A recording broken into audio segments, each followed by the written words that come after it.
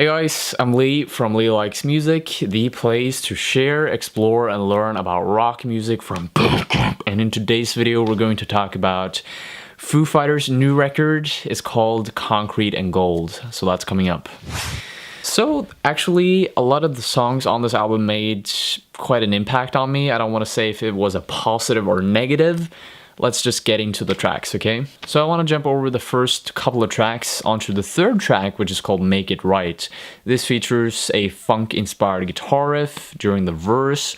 Growl's voice is quite raspy and it is quite tied together with the other instruments. It doesn't stand out in the mix like it does on some of their previous songs, on previous albums. The overall sound has this 70s classic rock feel to it.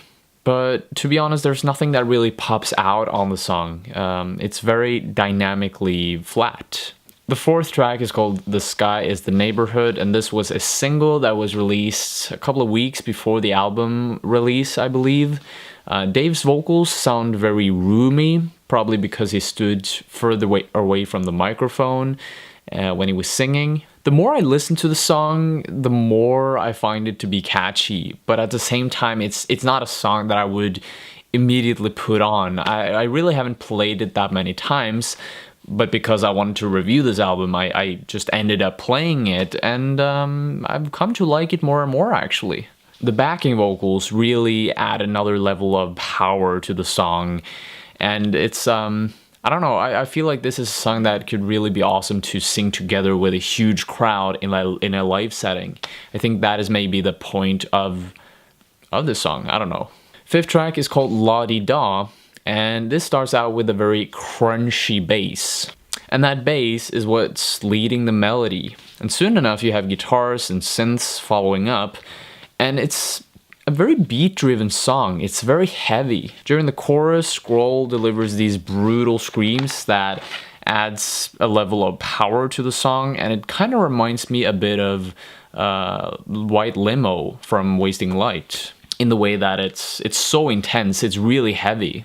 There's also this synth, or maybe it's a guitar effect, I have no idea what it is, but there is this very distinct sound that is in the background during the verse, which made the song a bit different, and that is the reason why I love this song in particular so much, because there was an element of something different in it as well, in addition to this very standard hard rock structure. Dirty Water is the sixth track, and what fits better after a super crunchy and heavy track than a very soft song? I feel like it fit perfectly into the track listing of the album. In terms of the mood and the dynamic output, how it is so different, how it is such a juxtaposition to the previous song, it just fit perfectly into the track listing. It was very well listed on the album. There's a mix of acoustic and electric guitars. Alongside those, you have Growl's soft and ghost-like vocal delivery, which really added something to... And alongside those guitars, you also have Dave Grohl's very soft and almost whispery and ghostly vocal delivery. After a gradual build-up of volume and adding of instruments and so on, you certainly hear the song transform itself into a much harsher version of itself. You hear these distorted, loud guitars, there's also pounding drums and synths, and yeah, it made the song a bit two-faced in a way. The seventh track is called Arrows. Instantly, when I listened to the song, I felt like this could be a song that would fit great into the end credits of maybe a horror movie or a tragic movie of some sort. There's this unstable, whimsical guitar that you'll hear alongside a beat that is also quite disorienting.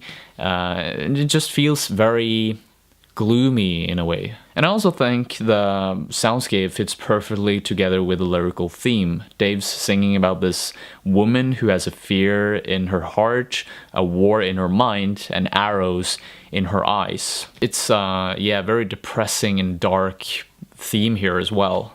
Although there's a classic Foo Fighters signature sound to this, I really didn't feel it, you know? There was something that was off about this song, and I can't quite put my words on it. Track number 8 is called Happy Ever After, and the intro of this song really reminds me of Dirty Water. It has this acoustic guitar that is slightly out of pitch at times, and it makes it sound gloomier than what the melody already emphasizes. Again, we have a return of this very dark, dim lyricism going on. I'm gonna read you some of the lyrics. The weeds are swallowing the flower bed, roses in a whiskey jar, blood on the thorns, drinking till the taste is gone. I don't know exactly what Dave is singing about here, but the first idea that came to my mind was death. Imagine your body being a flower bed and you're gradually growing old, you're gradually getting wrinkles in your face, and there's going to be weeds, more and more weeds in your flower bed. It's the same with this whiskey bottle. You can drink until you can't feel the taste anymore. You will live until your senses aren't strong anymore, until your senses almost aren't there. And it just symbolizes how you go from being born to living a prosperous life and then eventually dying. That's just the first thought that came to my mind, at least. And I would love to hear what you guys think as well. What is the meaning of the song?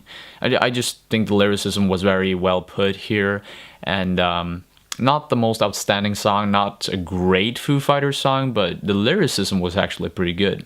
Track number 9 is called Sunday Rain, and this song features Taylor Hawkins, the drummer, on lead vocals. And for some reason I had a gut feeling that Taylor would do some vocals on this album. He did an amazing job on this song called Cold Day in the Sun, which was a song that was featured on In Your Honor. And honestly, I dig his voice, but not on this song right here. This song follows this very classical 70s rock soundscape. The thing that is really sad about this song is that it's very flat. It's dynamically flat. It doesn't add anything new to the soundscape. You don't get captivated by anything, really. You know, the thing about Foo Fighters, and this is something that I've heard several other reviewers mention, Foo Fighters, they used to be a hit machine. Wasting Light was amazing, at least to me, and a lot of other people think it as well. It had some great singles like Rope and Walk. These are songs that probably would be checked off as some of the greatest singles in Foo Fighters history, you know? But then you came to Something from Nothing and Run and Sky's the Neighborhood, from Sonic Highways, and from this album, Concrete and Gold. They really didn't make it that well, you know? They sound like single. They give off that same vibe as a great Foo Fighters song would, but it just sounds squeezed together. It's forced together, and it doesn't have that natural way of unfolding. It doesn't have that grandiose extra spark to it. Some of the songs did actually hook me. Some of the songs did grab my attention. For example, La Di Da had this simple hook, yet it had this unique sound. Happy Ever After had some small details here and there that made it unique as well. But what really impressed me about that song was the lyricism. It has some really meaningful, deep, and well-crafted lyrics. And then you have The Line, which on the outside, it's really just like a standard classical Foo Fighters rock song, you know, but it pulls it off. It has some uniqueness to it in the way that the guitar is played. It had some really outstanding guitar effects that added another layer of addictiveness to the song. The general material on this album was a bit watered out. The track listing weren't the best. It feels like they just pieced together what they had on this album and then put it on the record, and there it was. So as you can tell, I was disappointed, but I have to say that there were some songs here that I most likely will put on again, because there is a lot of replay value in those songs. I'm feeling a 6 out of 10 on this album. Check it out if you want to. It's not gonna be on repeat for several days. Maybe you'll just listen to it 1 or 2 days like I do, and then you'll move on. But yeah, Foo Fighters, Concrete and Gold.